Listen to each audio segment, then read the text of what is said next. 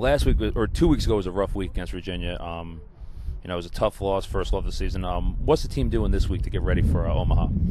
Well, obviously we knew that it was a tough game, and being the defending champs, we're going to have that target on our back. So obviously got to come out and learn from those mistakes, and you just got to have a different mentality and say we're going to get after it this week, and that's what we've done. Okay.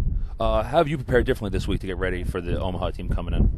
Well, it's nice to finally have some game tape. The last two teams that we've played, we really haven't had great film. It's been the first game, so you don't really know what they're going to do. And then Virginia running against Omaha's offense, which is a little unusual. It's a little unique. So we finally have some game tape on some guys. Now we can really focus in on what they're doing and just learn from it and be prepared.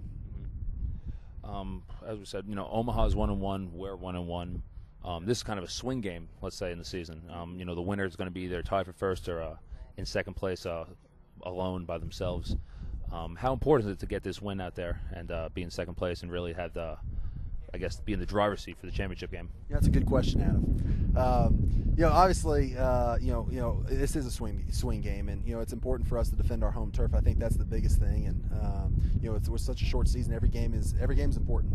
So obviously, a game like this is huge. Coming off the loss that we did, we've got to bounce back and find a way to win and get ourselves, more so in the driver's seat. Just curious, could you give us any insight into what Coach Fossil said after last game, after that loss, or leading up to this game? Well, I'd rather not get into it. There'd be a lot of profanity that I'd rather not talk about over an interview. So we'll just leave it at he was tough on us. Really got into us and made sure that we came out with a fire under us this week. Last question. A lot of people have said that you have maybe one of the biggest heads ever playing quarterback. Is this a true statement or a 3X head? Is that any truth to that rumor? Wow, way to set that up. I appreciate that. Well, my head size is actually not as big as one Adam Bergen would like to make it out to be.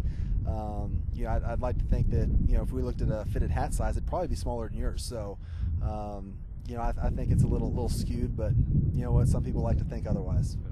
First off, I have a very skinny pinhead. My parents told me so. It's also horse face. It's also misshapen. But thanks for doing the interview. Maybe we'll get someone next week because I've interviewed twice now, and they've both been amazing interviews. Just remember, throw me the ball on Saturday.